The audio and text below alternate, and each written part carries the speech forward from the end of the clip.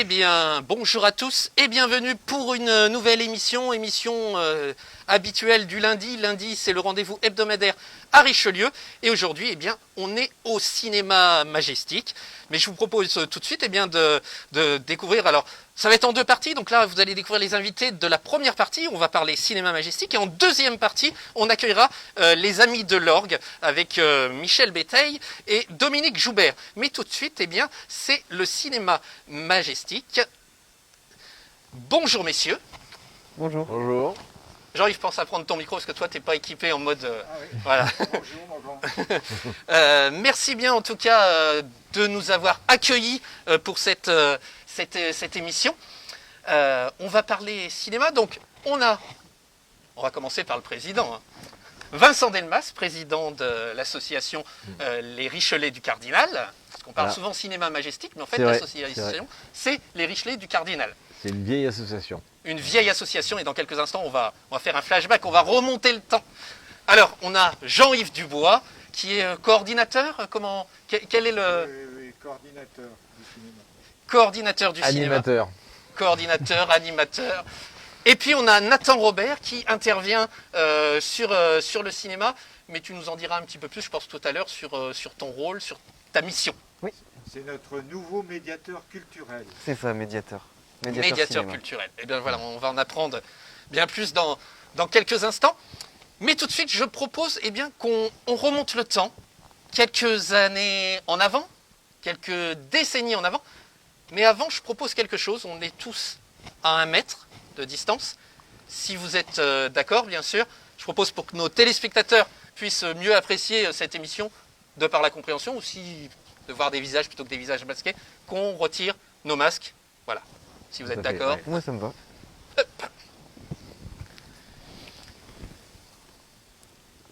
Très bien. Alors, on remonte le temps.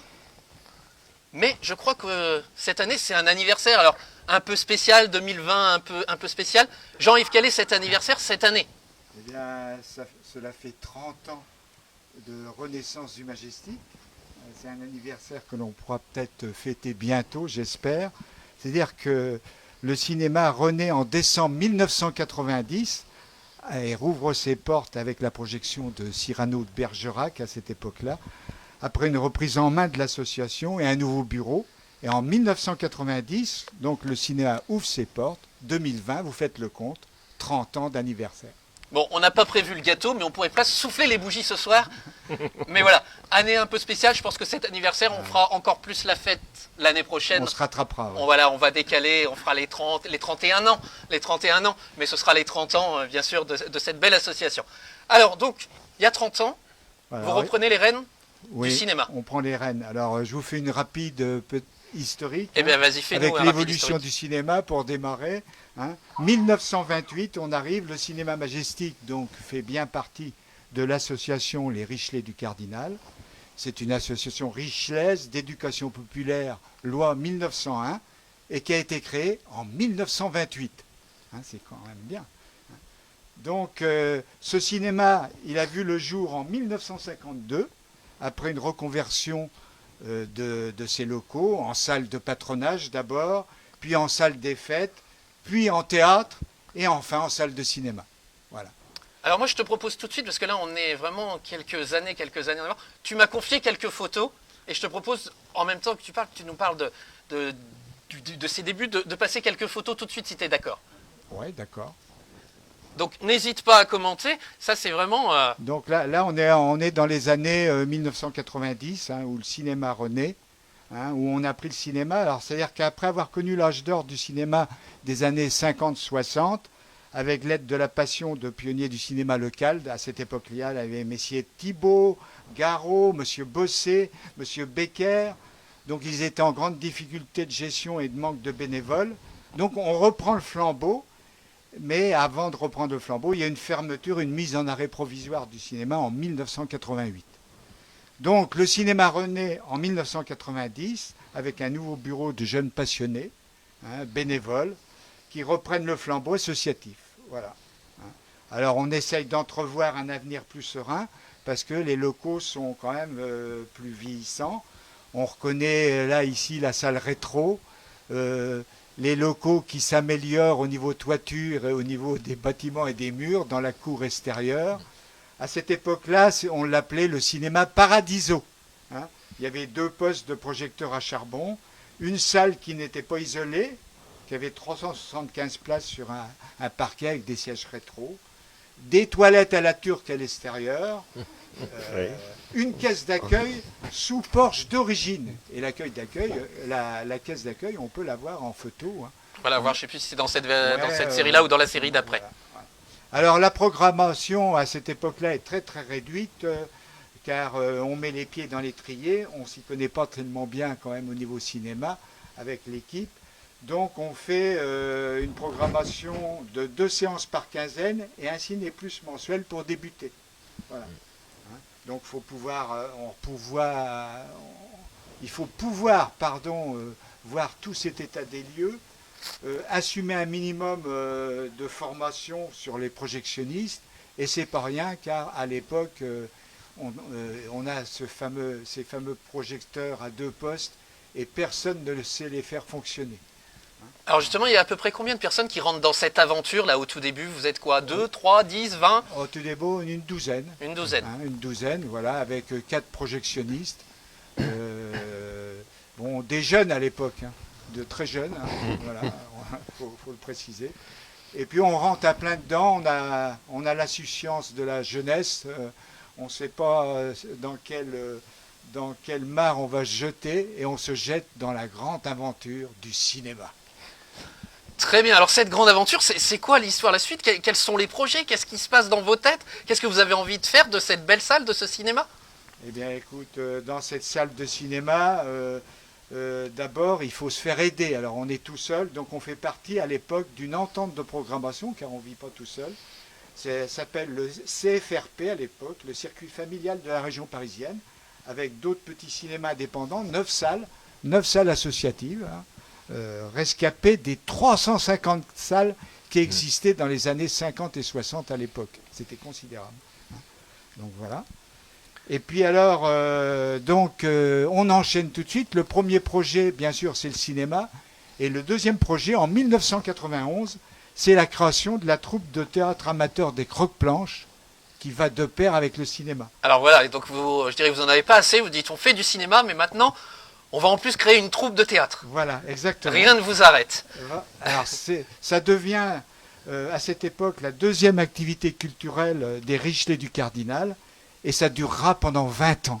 Allez, je mets en même temps quelques photos, hein, parce que vous nous avez confié par là quelques photos. Ça rappelle des souvenirs, on a l'arme à l'œil, on fait des spectacles à cette époque avec les théâtres de vaudeville, qui sont très attendus de notre public Richelieu. On fait partie des coups de théâtre en Sud-Touraine avec la troupe de Rilly-sur-Vienne, puis plus tard, par la suite, avec les Strapontins de la Cape de l'île Bouchard. Voilà. On fait des animations de la cité avec les Croque-Planches, avec Récrété, le festival de Cap et d'Épée de Richelieu, et on va même jusqu'à faire des sons et lumières à la gare. Hein, voilà. Et puis il y a l'adjonction d'une troupe de jeunes en 1993, et c'est ainsi que pendant ces 20 ans, la salle de cinéma a pu accueillir à la fois cinéma et théâtre jusqu'en 2012. Voilà. Donc on a retracé l'historique, l'histoire, on est fini, arrivé, hein, non, une partie de l'histoire, on arrive, le théâtre, je me doute que c'est pas fini. Et puis vous n'avez pas encore assez, c'est ça? Il faut continuer à développer. Ouais. Alors l'année 92 arrive, et c'est une belle année pour le cinéma, car on va pouvoir revivre un des moments essentiels des lieux de tournage à Richelieu. C'est le tournage du film Van Gogh, qui a été tourné à Richelieu, à Champigny, à Nancré et à Marigny-Marmande. Et on organise une formidable soirée dans notre salle avec les figurants locaux du film et une grande partie de l'équipe du film. Bernard Lecoq, Gérard Setti et Madame Babary, qui était l'actrice locale, qui était la cuisinière du docteur Gachet dans le film, nous a permis d'inviter toute l'équipe du film. Alors on aura toute l'équipe du film, sauf l'acteur principal, qui est fatigué et qui restera dans sa caravane. Voilà. Mais c'est pour nous, pour un petit cinéma qui débute, c'est sensationnel. On fait salle comble, on fait 3 séances salle comble avec une ribambelle d'anecdotes et et de figurants d'histoire intime autour du film Van Gogh. Et je confirme, parce que ce jour-là, j'étais pas très haut, mais j'étais dans la salle.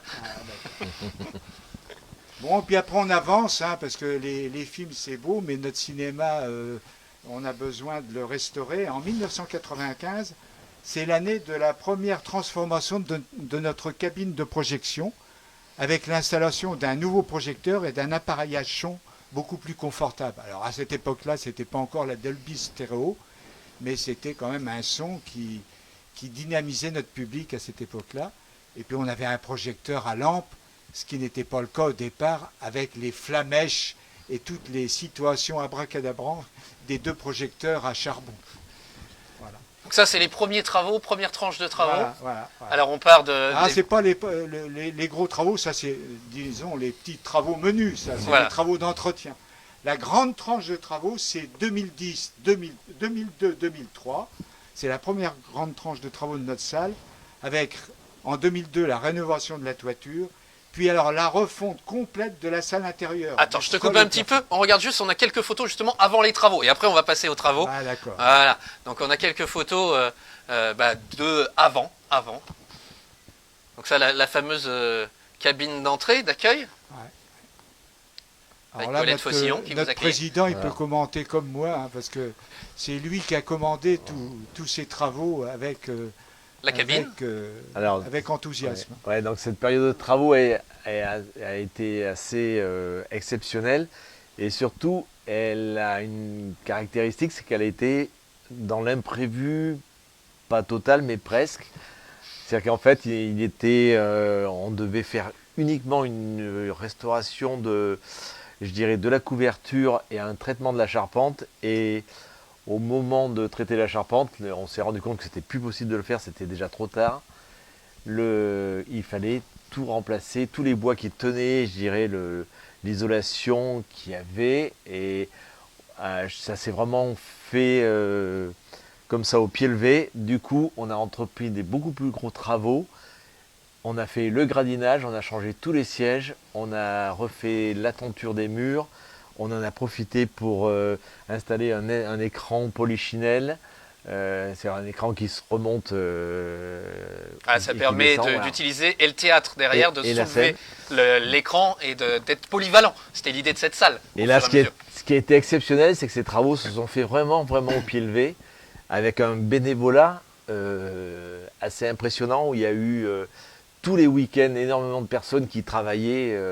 Tous les gens de l'association se sont vraiment soudé énormément, et il y a eu en l'espace de 6 mois à peu près, il y a eu un peu plus de 1000 heures de travail totalement bénévole. Je parle bien de l'association. Et après, il y a eu quand même aussi un gros boulot d'entreprise, parce qu'on ne pouvait pas tout faire nous-mêmes, et à savoir que quand même on a lancé ces travaux sans avoir budgétiser tous ces travaux. Oui, c'est ce que j'allais dire, comment ça se passe. Vraiment parce que, fait du coup, au pied levé. Là, c'est la surprise, vous apercevez. C'était vraiment la surprise. Comment au niveau finance, parce qu'il y a quand même ce côté-là, même s'il y a une partie bénévole, je pense qu'il fallait aussi trouver des financements. Alors, on a trouvé les financements d'une façon avec Jean-Yves, Oui, alors on a eu des subventions sur plusieurs niveaux, puisque on utilise ce qu'on appelle au CNC l'aide sélective. On a eu le droit quand même à une partie de l'aide sélective. On a employé aussi notre fonds de soutien. Un fonds de soutien, c'est à chaque billet vendu du cinéma, on a une partie, un pourcentage qui s'en va dans notre fonds de soutien et qui est réservé à réaliser nos investissements. Et puis on a réalisé, on a sollicité la région également, hein, le département.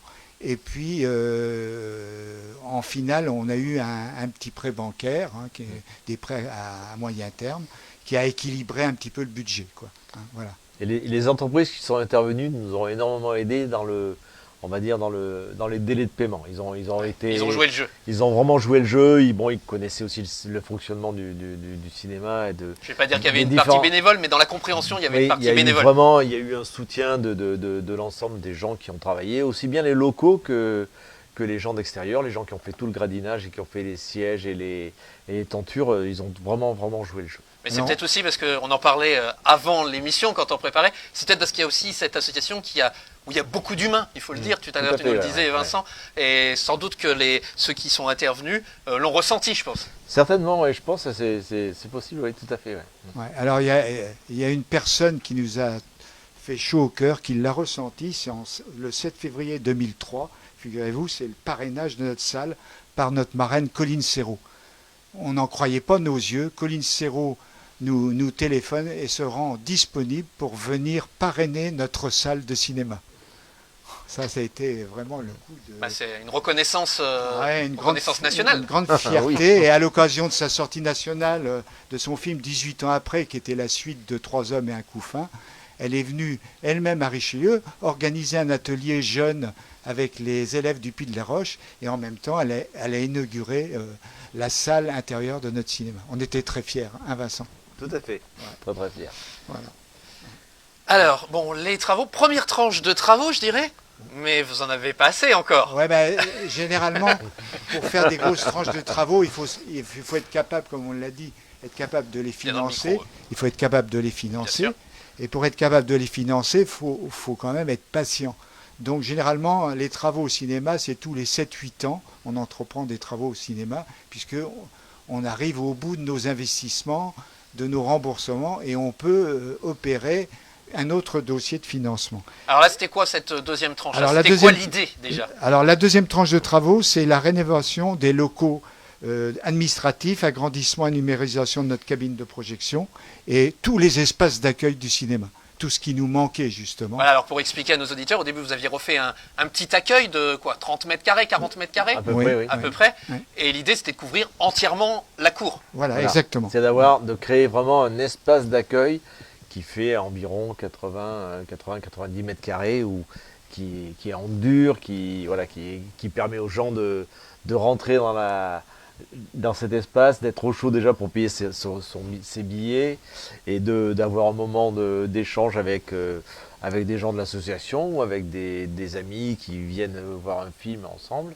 Puis ça permet, Et, je pense aussi, les après-films aussi, les quand il y avait des après-films qui rencontres permettent, voilà. sur un temps plus convivial, parce que c'est quand même une spécificité aussi, hein, il faut Aussi, le dire. tout à fait, ouais. Voilà, on va voir tout à l'heure quand on va parler programmation, mais je crois qu'il y a beaucoup de choses qui s'y font. Vous accueillez énormément de producteurs, d'acteurs, enfin voilà, donc il y a plein d'animations qui s'y font, donc c'était important, je pense, d'avoir un lieu autre que la salle. Voilà, disons que ça a marqué notre véritable identité du cinéma. On voulait un cinéma associatif, mais de rencontres, une identité en Sud-Touraine et dans le pays de Richelieu. Et ces locaux nous aidaient à réaliser cette nouvelle identité. Alors, elle s'accompagnait, comme tu le disais généreusement, Guillaume, d'une programmation beaucoup plus suivie. On avait une nouvelle programmation, cette fois-ci hebdomadaire, et un programme plus ambitieux, bien sûr, pour le cinéma. Alors quelques photos hein, de ces travaux, de cette deuxième tranche de travaux. Ça, c'était considérable. C'est une tranche plus ambitieuse déjà. Hein. Ouais, on passe à la taille au-dessus là. Et puis c'était une tranche surtout beaucoup plus préparée en termes de budget ou vraiment. Et puis ça nous a permis quand même aussi de beaucoup plus sécuriser l'occupation des locaux. Avant, de temps en temps, on montait une tente pour être un peu à l'abri et là on n'était pas trop en règle si jamais il y avait eu des mouvements de foule, une panique ou quoi que ce soit. Alors maintenant on a quand même créé un espace qui habilité à recevoir du habilité à public recevoir dans les du public, règles. voilà. Si vraiment il y avait, on vient de subir une commission de sécurité qui s'est passée en très bien. Hein. Donc là aujourd'hui on est quand même beaucoup plus serein par rapport à l'utilisation des locaux actuels. Et donc alors je disais cette tranche elle était beaucoup plus ambitieuse qu'on on est sur un budget TTC de environ 400 000 euros. Voilà. Ouais, donc on passe à la taille au-dessus. Voilà, on est passé à la taille au-dessus. Voilà. C'est pas mal hein, pour une association de bénévoles.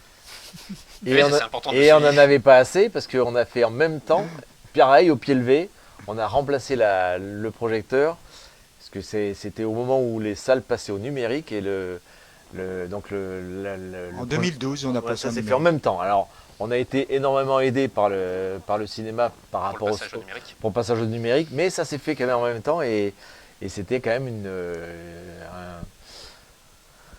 une chose de plus à payer quand même, hein, Oui, oui. même si on a été aidé. Voilà. Donc là, on voit justement la salle, parce qu'il y a aussi des travaux dans la salle à ce moment-là. On a profité aussi pour refaire oui, un petit peu. quelques travaux. Il y a quelques travaux dans la salle aussi. Là. Jean-Yves, on continue. On donc, continue.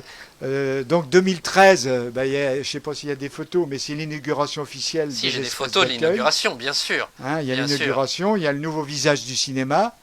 Donc ça c'est officiel, voilà, avec les partenaires locaux, régionaux et presque nationaux. Hein, c'est normal.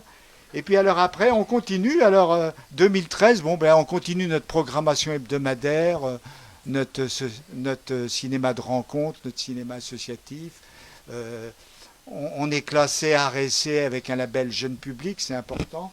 On pourra peut-être en reparler tout à l'heure. Et en 2018, on y arrive, c'est la rénovation complète de l'appareil sonore de notre salle. C'est-à-dire qu'on passe avec une installation d'un Dolby Stereo dans notre salle, adapté à notre son numérique. Alors on a un joli son, un beau son qui sonne bien à l'intérieur de notre salle. Et puis alors, en 2018, c'est également couplé avec la mise en place d'un dispositif de réception de contenu par satellite. C'est-à-dire que dans nos projets, on installe une parabole qui nous permet de diffuser des événements en live ou en direct dans notre salle, spectacles, concerts, événements culturels et sportifs. Alors ça, c'est notre grande idée pour l'avenir, et je pense que on pourrait s'offrir, par exemple, à Richelieu, en direct de l'Académie française, une fois par trimestre, un spectacle en direct de la salle Richelieu, par exemple. Hein, ça serait sensationnel si on pouvait le réaliser. Et on en rêve, mais le rêve, souvent, devient réalité. La preuve, parce que je pense que tout ce qui s'est passé pendant ces 30 années, il y a sans doute eu du rêve, et je ne pense pas que c'est Vincent qui dira le contraire. Je pense que Jean-Yves, quand même, des fois, hein, on va le dire, on est enthousiasmé. Il enthousiasme, il dynamise, et c'est ce qui fait derrière qu'il y a une équipe qui accroche. Tout à fait, oui. C'est sûr que l'association est quand même une grosse équipe, très très soudée. Donc des gens quand même on accueille environ 13 à 15 000 personnes par an au cinéma, pendant 800 séances par an, donc c'est pas rien, c'est important. Et c'est vraiment une équipe, je dirais, c'est une équipe de bénévoles, mais qui est extrêmement professionnelle. Ah, voilà. C'est une petite entreprise, même si c'est une association, c'est derrière une petite entreprise. Tout à fait. Parce que les gens qui viennent les gens qui viennent voir des films au cinéma, ils veulent quand même un travail de pro. C'est normal. Ils payent une place comme en ville. Et ils veulent une projection de pro. Voilà. C'est vrai, tu as raison. Alors on travaille par petite équipe, en binôme ou en trinôme, et on s'organise comme une véritable entreprise. Avec des réunions menées par... mensuelles, obligatoires. Animées. Animées, conviviales. Conviviales, ce que j'allais dire, avec sans doute un temps de convivialité après. Ça, on n'en doute pas. Alors, ce qu'on a oublié de dire, c'est qu'en 2018, il y a aussi une autre inauguration. C'est aussi le baptême de notre hall d'accueil par Claude Lelouch. Parce qu'à l'occasion du 2e festival du film chinois dans nos murs, notre hall d'accueil est baptisé dorénavant Espace Claude Lelouch. C'est quand même un grand honneur pour nous. Donc vraiment des têtes nationales qui viennent reconnaître ce que vous faites depuis des années. Voilà. Et puis maintenant, on arrive à 2019. L'année 2019, pour nous, n'a pas été mauvaise. Hein. C'est notre événementiel qui compte pour 2019. C'est notre premier événementiel en live dans notre ciné. Alors pour vous, c'est peut-être pas grand-chose, mais pour nous, c'est très important. On a retransmis en direct le nouveau spectacle de Anne Roumanoff en direct de l'Olympia de Paris. C'était la première fois. On a fait ça le comble. Voilà, donc ce que tu nous parlais il y a quelques instants, nouvelle... on est capable de le faire maintenant à Richelieu et de transmettre n'importe quelle émission en direct sur notre grand écran. Et ça, on en est très fiers. Alors évidemment, on ne va pas faire concurrence à notre cinéma. Hein, ça se fait progressivement. Et puis décembre 2019, aux joies, dans le domaine de l'animation de notre ciné, notre équipe ciné s'agrandit. C'est l'accueil dans notre équipe d'un nouveau membre, notre médiateur culturel, en la personne de Nathan, que l'on applaudit ce soir. Je pense que c'est exactement pour faire la liaison de la suite. Tu as des choses à ajouter? Oui, Tu alors pourras oui, compléter après. je veux dire qu'on a réalisé ça en partenariat avec l'ACC, l'Association du cinéma du centre, c'est important de le dire, dont on fait partie, on est adhérent, et cette association nous aide non seulement dans l'exploitation des films d'art et essai que l'on poste, dans les prévisionnements, et nous aide également dans la mise en forme des animations au niveau culturel des cinémas de la région centre. Voilà. Puis important de ne pas se sentir, on pourrait se dire, comme beaucoup de nos activités qui sommes en campagne, on se sent un peu tout seul, mais justement, je pense que c'est le fait de se retrouver avec... Ah oui, on n'est pas tout seul. Voilà, on n'est pas tout seul. Voilà. On n'est pas tout seul. Nathan, Oui, c'est qui moi. es-tu? Que fais-tu? D'où viens-tu? Oui. Est-ce que tu peux nous en dire un petit peu plus, et bien sûr, sur ton rôle au sein Ouais. du cinéma majestique de Richelieu? Bien sûr, alors comme Jean-Yves l'a bien expliqué, donc moi je suis employé par l'Association des cinémas du centre qui compte environ 45 salles si je ne dis pas de bêtises. Donc moi j'ai été embauché il y a 1 an pour amener justement un accompagnement autour des films jeunes publics, surtout les films à essai, hein, ceux qui n'ont pas nécessairement une grosse médiation en salle. Donc moi je travaille pour le cinéma de Richelieu, on va dire c'est un quart temps, mais je travaille aussi pour 3 autres salles. Et donc quand je suis arrivé ici au Majestic, on a discuté avec Jean-Yves et l'équipe bénévole de savoir quelles étaient les missions sur lesquelles je pouvais mener à bien mon travail. Et donc en premier lieu, on a décidé d'accompagner le festival Jeune Public qui en est aujourd'hui à sa 13e, 14e édition. C'est un festival qui a lieu de manière annuelle à toutes les vacances scolaires. Donc sur chaque trimestre, j'accompagne ce dispositif. Donc pour le coup, c'est une programmation d'environ 6 films là sur 3 semaines cinématographiques. Donc 2 films par semaine sur lesquels on va faire des accompagnements, donc autant de l'animation, donc des ateliers manuels, que de la venue de réalisateurs. Donc là par exemple pour le tout premier ciné-famille qui s'est passé il y a 1 an de ça, on a pu faire venir des intervenants extérieurs sur le film L'extraordinaire voyage de Marona, pardon. Là on a fait venir un intervenant canin qui est venu avec un chien. Ils ont pu discuter avec le jeune public quel était le rôle du chien, comment on pouvait s'amuser avec lui, voilà un peu rendre ça beaucoup plus ludique. On a eu aussi une association environnementale qui travaille pas loin de Richelieu, c'est l'Arbre Voyageur, donc, qui est venu parler du mode de vie des hiboux, mais qui peut aussi venir parler sur d'autres films. Donc là les hiboux c'était l'Odyssée de Choum. Récemment, il devait venir parler des loups. C'est ça, il devait venir Il parler devait venir parler des loups récemment. avant le second confinement, c'est ça là, enfin le second confinement, on est perdu à force. Hein, mais voilà, ils peuvent venir. On aime bien continuer ces passerelles en fait avec les petites associations du coin.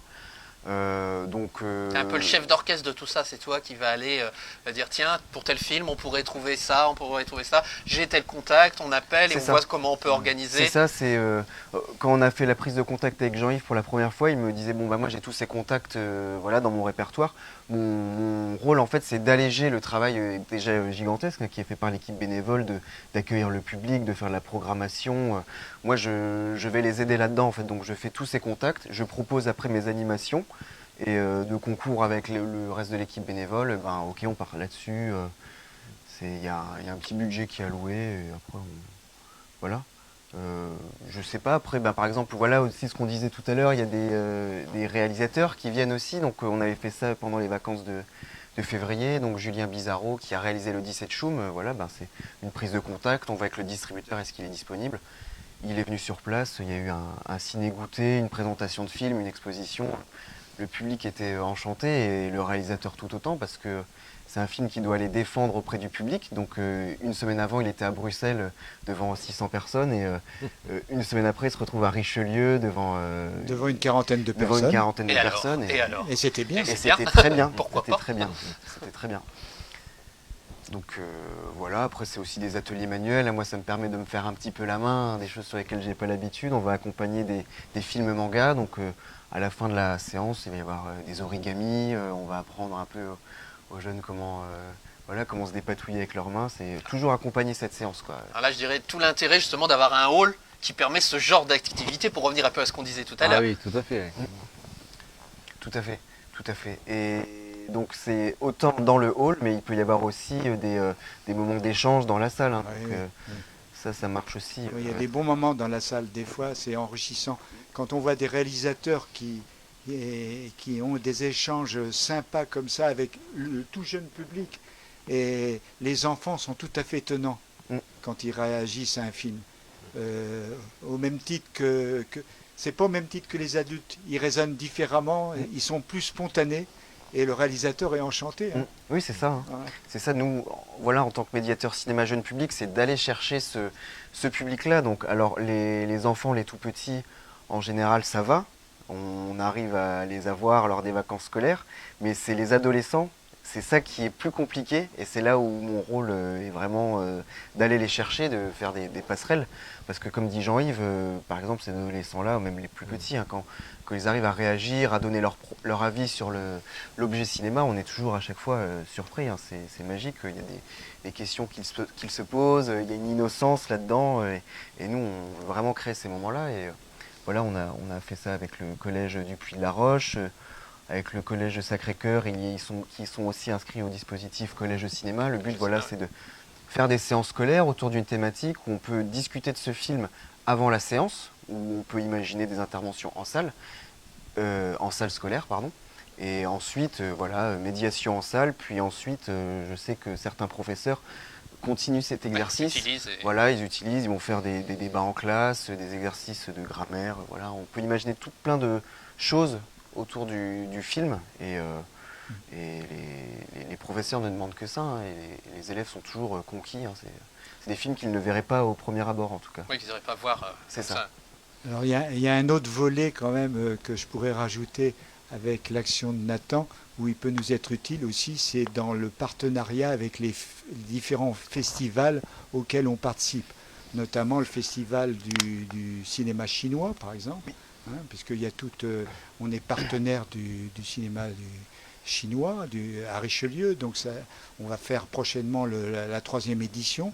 Et puis il y a d'autres aussi festivals régionaux comme le festival Plume d'Afrique, le festival Anaco sur la Vienne et tout, qui présentent des films ethniques. Et c'est très bien d'ouvrir le cinéma à d'autres films et d'autres découvertes. Et Nathan peut nous être très utile là-dessus, parce que nous, on ne pourrait pas le faire, étant donné qu'on ne peut pas tout faire. On est que des modestes bénévoles. Bon, moi, ce que je retiens en tout cas là-dedans, alors même si je connaissais, mais je pense que c'est aussi ce que retiennent nos téléspectateurs, c'est qu'on est loin du... Alors, j'ai rien contre les autres cinémas, mais c'est pas juste un cinéma où on regarde des films, on sort et c'est terminé. Vous cherchez à aller beaucoup plus loin, à apporter une animation, à apporter des échanges. Et ça, je crois que c'est ce qui fait aussi un peu votre identité. Votre identité, votre marque. Ouais. La marque Majestic, je ne sais pas si elle existe, mais voilà. Si, c'est le cinéma Le Majestic. C'est un cinéma vraiment de partage et de rencontre. Voilà, et on y tient. Alors, moi j'aurais une question là. Bon, est-ce qu'il y a des choses à ajouter déjà sur ton intervention? Non, je pense qu'on a bien présenté. Non, moi je ne veux pas en rajouter. On m'a dit d'être assez court. Jean-Yves, il te reste combien de pages? 30, 40? C'est tout, j'ai terminé. Moi. Alors, quand même une question. Comment ça se passe pour vous? Je dirais souvent ce que je dis pendant les émissions avec les commerçants, les artisans, c'est 13 mars 2020. Parce que c'est quand même une date, je crois, qui nous a tous foutu un coup dans la figure.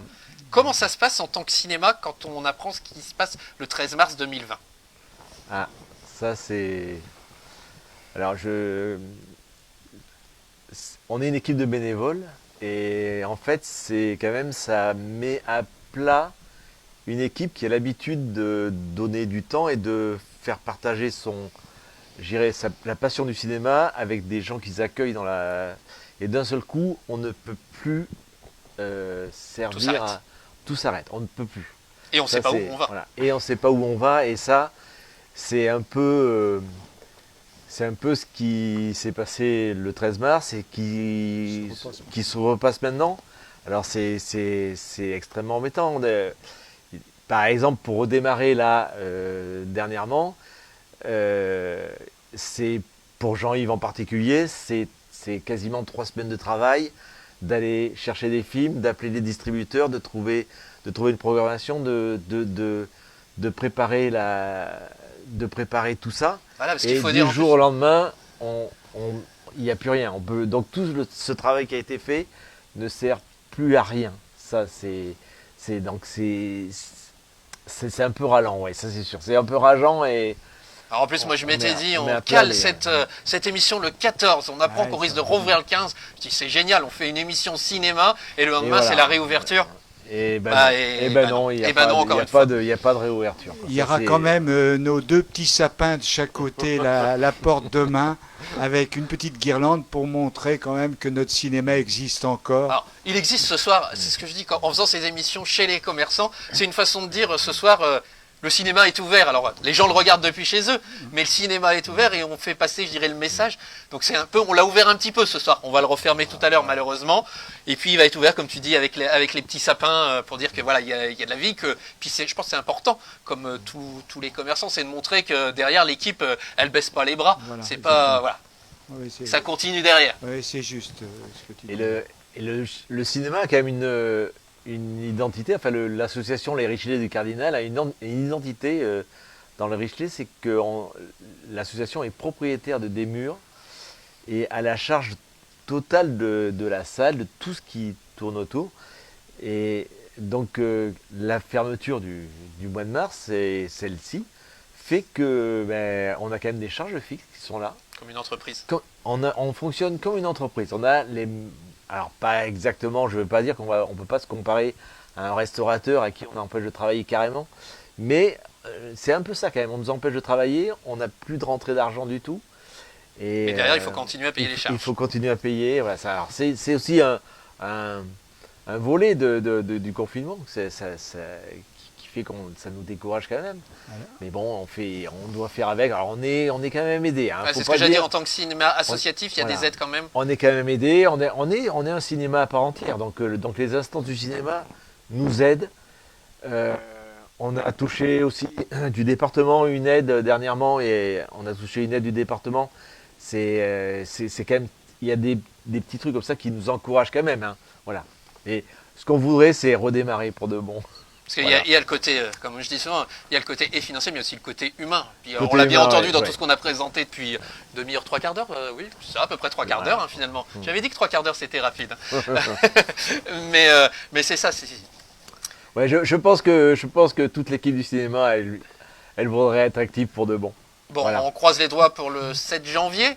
Ah non, mais le 7 janvier, ça sera la mise au point, mais on ne Ouais, repartira pas le 7 janvier. Bon, on espère courant janvier. Bah, courant Comme nous janvier, tous, on plutôt l'espère tous. vers la fin janvier, quoi. Faut pas se donner de faux espoirs. Non, c'est ça. Je Non. crois qu'il faut arrêter de se Je dire pense pas. Non. on n'a pas de visibilité depuis le début vraiment, il faut pas non plus. Mais ça n'empêche pas de continuer, comme on le disait, pas baisser les bras. Tout à fait. Tout à fait. Merci à vous. Merci, Merci Guillaume. à toi. En tout cas, je crois qu'on a un petit reportage, on va dire, une rétrospective qui a été préparée. Nathan, tu peux nous en dire quelques mots justement sur ce que vont découvrir nos téléspectateurs? Oui, alors c'est une rétrospective de l'année 2019 avant que tout ça n'arrive, à tout ce malheur, donc qui a été préparé par Bernard, si je dis pas de bêtises, et qui montre toutes les animations, les temps forts de l'année au Majestic. Donc on passe à des ateliers manuels, sur des ciné-concerts aussi, à la première diffusion live dont parlait Jean-Yves. Voilà, donc c'est une note d'espoir pour les prochains mois, c'est aussi des idées pour moi dans les animations, pour les bénévoles. Et Ça va jusqu'à notre date de fermeture, en fait. tout à fait. Début 2020, quoi. C'est ça, jusque les premier dernières confinement. photos sont le ciné-famille de février 2020. D'accord. Eh bien, on va terminer cette émission, donc cette première partie d'émission, avec cette rétrospective. Encore un grand merci pour votre accueil. Je rappelle que l'émission, pour ceux qui ne l'ont pas vue, vous allez pouvoir aller la revoir. Elle va être en rediffusion, bien sûr, sur Facebook, mais également demain ou après-demain sur la chaîne YouTube. On mettra toutes les infos. Oui. Oui, moi je voudrais rajouter, vive le cinéma quand même, et que nos spectateurs, ne s'y trompent pas. On les attend en grand renfort à notre réouverture. Alors il y a Mireille Fabry, parce qu'on a une télé, une web TV, donc on a quelques réactions. Et il y a justement Mireille Fabry tout à l'heure qui a mis « Vive le cinéma ». Voilà. On compte sur vous, on compte sur vous pour revenir au cinéma dès sa réouverture. Merci. Merci à vous, et puis on se retrouve bien juste après, dans un petit quart d'heure, rétrospectif qui durera 12-15 minutes, et on se retrouve avec les Amis de l'Orgue, avec Michel Béteille et Dominique Joubert.